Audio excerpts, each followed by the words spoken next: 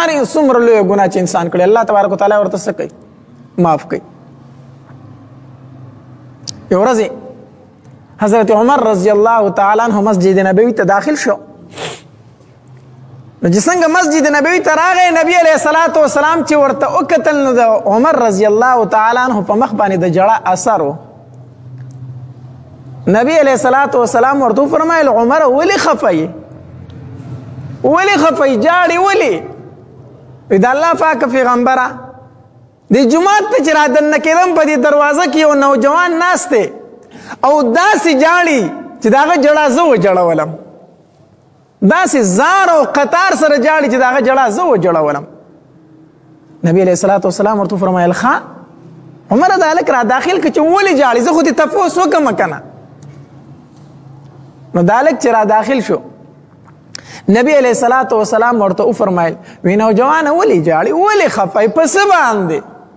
وی د الله پاکه پیغمبره یو ګناه رانه شوې ده او هغه ګناه مې جړوي نو، هغه ګناه مې څه کوي؟ جړوي نو. وی ولې نبی علیه الصلاة والسلام ورته وفرمایل وی ولې؟ وی ځکه ډېره غټه ګناه مې کړې ده، وی ډېره غټه ګناه مې کړې ده. نبی علیه الصلاة والسلام ورته وفرمایل وی ښه وی دا راته ووایه ای هلکه ای نوجوانه دا راته ووایه چې د الله تبارک وتعالی دا وواړه ځمکې او دا وواړه اسمانونه او دا غر دا لوی دی که ستا ګناه لوی دی؟ هغه نوجوان ورته وی د الله خوږه پیغمبره د دې اوو اسمانونو نه د دې اوو ځمکو نه او د دنیا د دې ټولو غرونو نه زما هغه ګناه غټه ده، د دې نه غټه ده.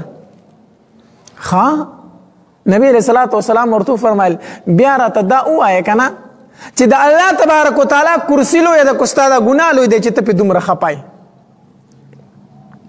هغې نوجوان ورته وفرمیل وی زما ګناه لویه ده، د الله د کرسۍ نه زما ګناه څه ده؟ نعوذ بالله لویه ده.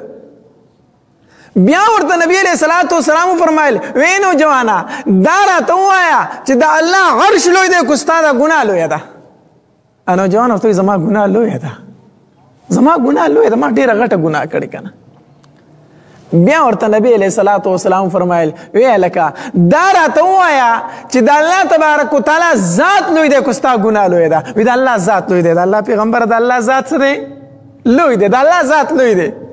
نو نبی علیه الصلاة والسلام ورته وفرمایل وی هغه لوی ذات په ستا دا دومره لویه ګناه معاف کوي، ته ولې دومره ناامیده یې؟ هغه لوی ذات په ستا دا لویه ګناه معاف کوي. هلک د جړا نه بس کړو، لږ طبیعت یې ښه شو.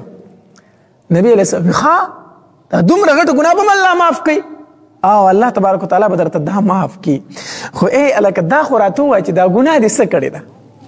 تا خو راته ووایه که نه؟ د الله خوږه پیغمبره ستا د مخ نه ماته حیا راځي، ستا د مخ نه ماته څه راځي؟ حیا راځي، نشم ویلی. نبی علیه الصلاة والسلام ورته وفرمایل خیر ووایه دا ګناه څه ګناه ده چې ته دومره وایې چې زما دومره ګناه غټه ده، د ځمکې نه غټه ده، د اسمانونو اخر ګناه څه ده؟ وی د الله خوږه پیغمبره زما کار چې دی که نه د 7 کالو نه زه کفنونه د مړو نه پټوم، زه کفنچور یم. څوک چې مړی ښخ کړي مدینه منوره کې که نه زه به زه شپې له لاړ شم کفن ترې نه راوپرځمه هغه ترې راپټ کړم مړی بیا پټ کړمه او کفن ځان له به بازار کې خرڅ کړم. دا زما کار دی، کفنونه پټوم د مړو نه. 7 کالو پورې مې دا کار وکړو. وی د الله پاکه پیغمبره بله شپه لاړمه د انصارو کې یو نوجوانه جینۍ مړه وه، پیغله جینۍ مړه وه. نو چې هغه خلکو دفن کړه زه پسې شپې له لاړمه او د هغې قبر مې کولاو کو. نو چې قبر مې کولاو کو نو کفن مې ترې راټول کو. کفن چې مې ترې راټول کو او را روان شومه نو ډېره پیغله جینۍ وه، ښایسته جینۍ وه، هغه بدن باندې مې سترګې ولګېدې. نو را روان شومه نو شیطان راته وسوسې شروع کړې چې دې سره بدکاري وکړه، دې سره څه وکړه؟ نعوذ بالله بدکاري وکړه. وی د الله خوږه پیغمبره لاړمه د هغې مړې جینۍ سره په قبر کې مې بدکاري وکړه.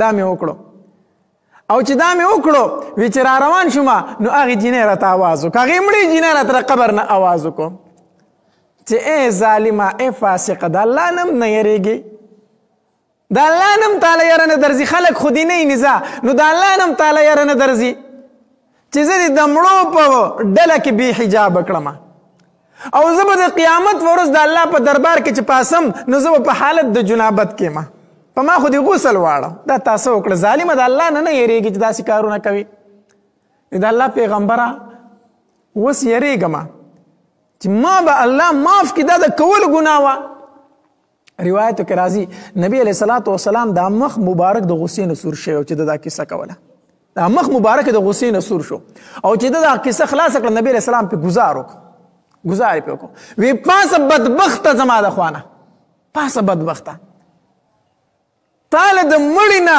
د هغې قبر نه م یره نه درتلله هلته تا بدکاري کوله دومره ته په زړه ساخې پاسه زما د خوا نه او ستا دپاره لایق چې دغه جهنم دی ستا دپاره اور لایق دی هغه لکه د ځان نه خوا نه پاس او دی په جړا روان شو او لاړ یوې صحرا ته او هلته په جړا پرېوتو 40 ورځې شپه ورځ د الله په دربار کې جاړي الله ما معاف که الله ما معاف که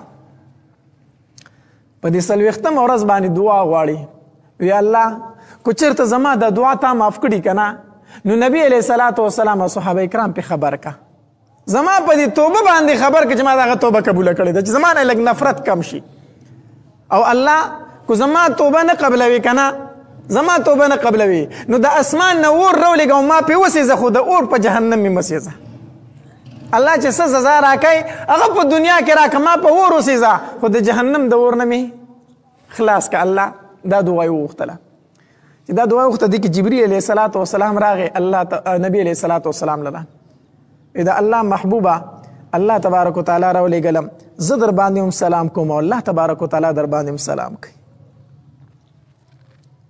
نبی علیه الصلاة والسلام فرمایل وعلیکم السلام ورحمة الله وبرکاته دا راته ووایي جبریل رالی څنګه جبریل څنګه رالی دا الله محبوبه الله تبارک وتعالی یو څو تپوسونه ستا نه کړي او جواب یې درنه غواړي نبی علیه الصلاة والسلام په یاره کې شو الله زما نه تپوس کې جواب یې رانه غواړي وی الله تبارک وتعالی فرمایي چې زما محبوب ته ووایه چې خالق ته یې کو خالق زه یم د دې مخلوق پیدا کوونکی ته یې کو زه یم نبی علیه الصلاة والسلام ورته وی نه زما رب خالق ته زما رب خالق ته زه نه یم خو زما محبوب ته ووایه چې رازق ته یې کو رازق زه یم جبریل رازق زما الله دی زه نه یم خو زما محبوب ته ووایه چې توبه قبلونکی ته یې کو زه یم نبی علیہ الصلاة والسلام فرمیل نه توبه قبلونکی زما رب دی توبه قبلونکی زما رب دی وی بیا چې کوم الګ تا رټلی او که نه د هغه توبه ما قبوله کړې ده الله تبارک وتعالی فرمایي چې کوم نوجوان تا په هغې ګناه رټلی و د هغه توبه ما قبوله کړې ده ما قبوله کړې ده الله نبی علیہ الصلاة والسلام ویېرېدو صحابه یې راټول کوي ما له غالک پیدا کوي ما له غالکو پیدا کوي ما له یې راولی هغه نوجوان چې د نبی علیه الصلاة والسلام دربار ته حاضر شو نبی علیه الصلاة والسلام ورته فرمایل وی نوجوان الله ستا توبه قبوله کړه الله تبارک وتعالی ستا توبه قبوله کړه الله تبارک وتعالی دومره لوی لوی ګناهونه هم معاف کوي خو چې کله انسان د زړه د اخلاص څه وباسي الله تبارک وتعالی نبی علیه الصلاة والسلام ته فرمایي قل یا عبادی الذین اسرفوا علی انفسهم لا تقنطوا من رحمة الله إن الله يغفر الذنوب جميعا وزما محبوبا قل اوائے اے زما محبوبا یا عبادی الذین وزما خی بندگانو اسرفوا على انفسهم چې په خپل ځانو باندې څه کړی دی اے زما بندگانو ته وایا کوم بندگانو ته الله ستا نیکان بندگانو ته نه اسرفوا على انفسهم چې زمانه باغی ګرځي زمانه خفه ګرځي زمانه مرور ګرځي هغه بندگانو ته وایا لا تقنطوا من رحمت الله د الله د رحمت نه منه امید کېږئ الله د رحمت نه منه امید کېږئ ولی زمانه نه امید یې د الله د رحمت نه امیدي دا ډیره لویه ګناه بعضې اوقاتو کې انسان وایي که نه مړه ما الله نه معاف کوي ما دومره ګناهونه کړي هغه نه معاف کېدو نه دی نو کو دا خبره دې وکړه ګوره خپل ایمان به وبایلې خپل ایمان به څه کې وبایلې ښه تا دومره لوی ګناهونه کړي دي ولی د الله ذات ته نشي معاف کولی. نا امیدي خلک وایي ګناه ده، کفر دی، هغې نه دا نا امیدي مراد ده. لا تقنطوا من رحمت الله، د الله د رحمت نه مه نا امیدې کیږئ. ان الله یغفر الذنوب جمیعا، الله تبارک وتعالی ټول ګناهونه معاف کوي. الله تبارک وتعالی ټول ګناهونه معاف کوي، ټول ګناهونه معاف کوي. حدیث مبارک کې راځي، حدیث قدسی دی. نبی علیہ الصلوۃ والسلام فرمایي وی الله تبارک وتعالی فرمایي اے بنی آدمه لو بلغت ذنوبك عنان السماء، اے زما بندا ته دومره ګناهونه وکړي چې ستا ګناهونه د اسمان کنارو ته راورسي، ثم استغفرتني غفرت لك، بیا ته زما نه بخښنه غواړې نو زه به تا ته څه وکړم؟ اے زما بندا ته دومره ګناه وکړي، دومره ګناه وکړي چې ستا ګناه د اسمان کنارو ته راورسي او یو ځل دې لاس اوچت کړو او په ژړا شوې الله ما معاف کا، الله ما معاف کا. الله تبارک وتعالی فرمایي وی غفرت لك، دا ګناهونه مې تا ته وبخل او په دې زما پروا نشته، په دې زما پروا نشته دی. الله دومره مهربان ذات دی، الله دومره رحمان او رحیم ذات دی. نو چرته به دا نه وایي، ښه چرته به دا نه وایي چې زما ګناهونه زیات دي ما الله نه بخي، ما الله. ایمان نوم دی د دوو خبرو، ایمان د څو خبرو نوم دی؟ د دوو خبرو، یره او تمه. چې کله دا دوه خبرې په کم انسان کې وي نو دا کامل مؤمن دی، یره او تمه. او چې په دې کې یوه هم نه وه نو دی د خپل ایمان فکر وکړي. یره او تمه دا دوه خبرې ایمان دی. یره به کوي د الله تبارک وتعالی د عذابونو نه، یره به کوي د الله تبارک وتعالی د عذابونو نه.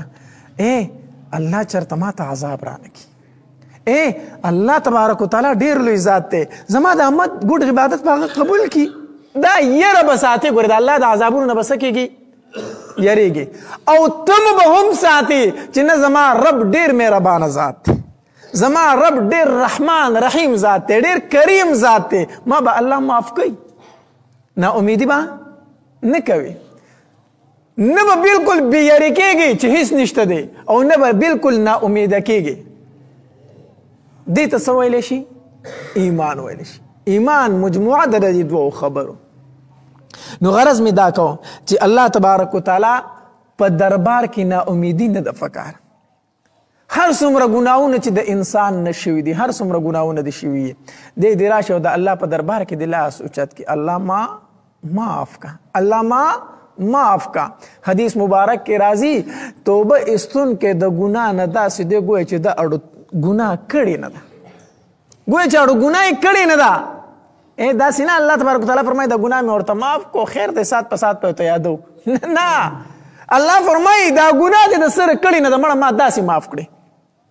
څه ټایم یو انسان د بوډاتوبه پورې لا ځنکدن نه دی شروع شوی، د ځنکدن غرغره راله ده شروع شوی، روح لا مرۍ ته نه دی را رسېدلی.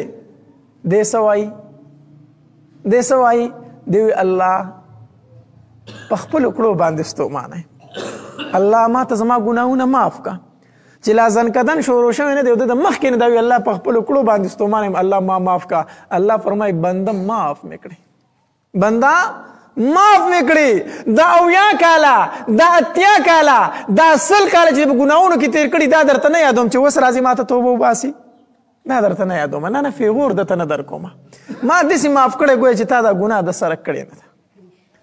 هر ټیم د ګناه نه توبه ایستل پکار دي، ځکه چې د مرګ هیڅ پته نه لګي. مونږ وایي سبا به توبه وباسم، سبا به توبه وباسم، په دې کې درس شي، مرګ راشي، توبې ته هم سم نشي، توبې ته انسان سم نشي. نو هر ټیم د الله په دربار کې توبه ایستل پکار دي، هر ټیم الله په دربار کې توبه ایستل پکار دي. او استغفار ډیر وایا، استغفار وایا، روزانه کم از کم 100 فیری دا وایا استغفر الله، استغفر. اوږد استغفار نشي ویلی، استغفر الله ربي من كل ذنب واتوب الیه، دا نشي ویلی کنه. نو صرف دوره خو ویلی شي کنه، استغفر الله استغفر الله استغفر الله. دا د الله نه بخښنه غوښتل دي کنه. خو دې کې یو خبره شرط دی، هغه دا شرط دی چې کوم ګناه دې کړی هغه به فوراً پرېږدي.